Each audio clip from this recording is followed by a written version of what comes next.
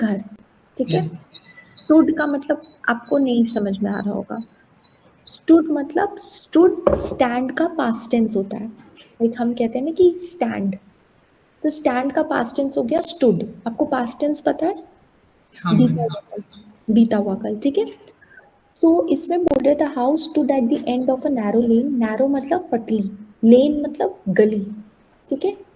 जैसे Okay. हम, आप लेन याद कर लो, लाइक रास्ते भी किसी को समझा रहे इस गली में आ जाओ, तो उस गली का इंग्लिश ट्रांसलेशन क्या है? लेन, ठीक है। तो पतली गली, तो वो जो घर था, आप इमेजिन करो एक गली है, एक पतली सी गली, वो गली खत्म हो रही है, उस गली के बिल्कुल एंड पे जहां पे वो खत्म हो रही है वहां पे उसकी दादी का घर था, ठीक है। Surrounded by tall trees, surrounded मतलब घिरा हुआ।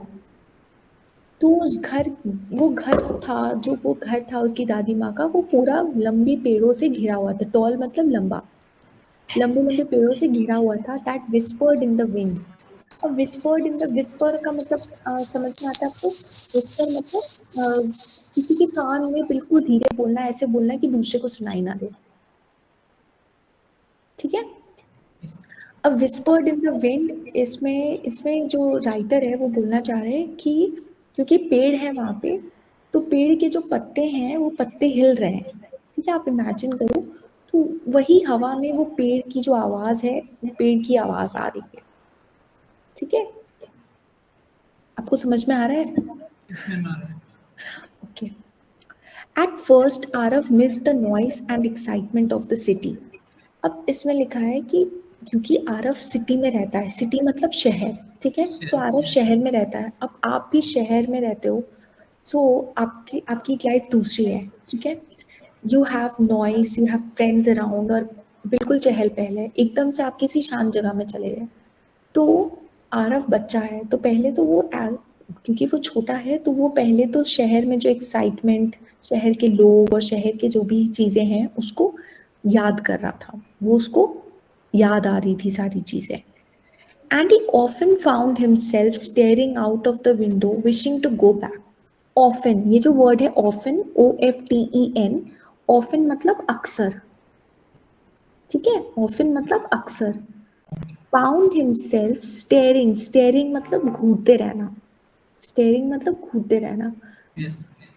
Out of the window, wishing मतलब कोई मन्नत मांगना, कोई मनोकामना, कुछ मांगना। तो आरव पहले तो शहर का, शहर की चहल पहल को मिस करता था, याद करता था, और हमेशा खिड़की से बाहर देखता रहता था और ये सोचता था कि मैं वापस शहर चला जाऊं, मुझे घर जाना है, ये सोचते रहता था, ठीक है। Okay. वन आफ्टरनून, आफ्टरनून मतलब पता है आपको? दोपहर, Yes. ठीक है।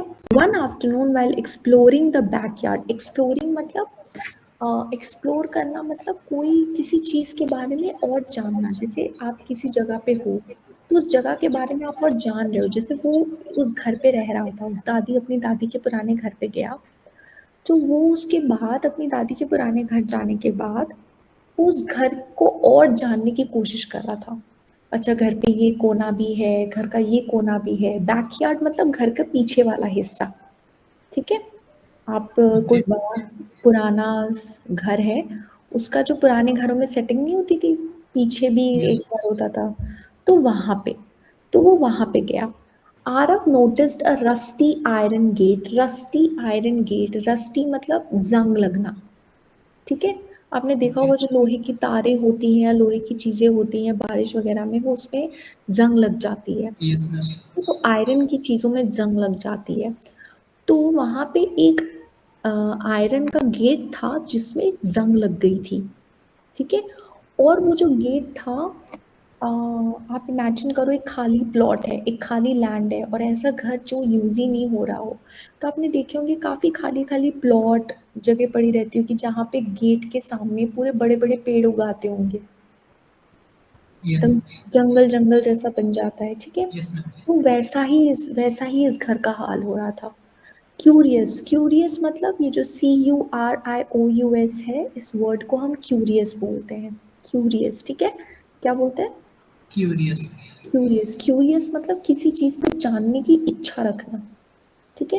Like I am curious to know about you, जैसे मतलब मैं तुम्हारे बारे में जानने के लिए उत्सुक हूँ या जानना चाहता हूँ, ठीक है।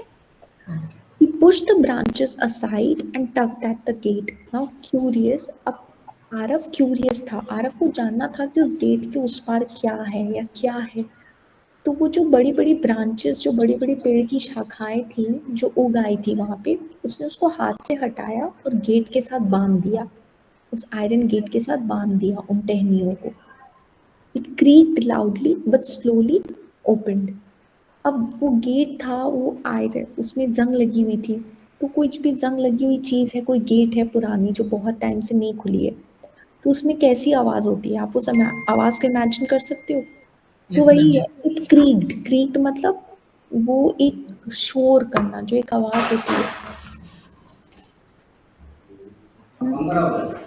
हाँ, अभी थोड़ी देर आप कर लो, सफाई कर लो। 5-10 मिनट आप कर लो सफाई। नहीं नहीं, मैं डिस्टर्ब नहीं होंगी।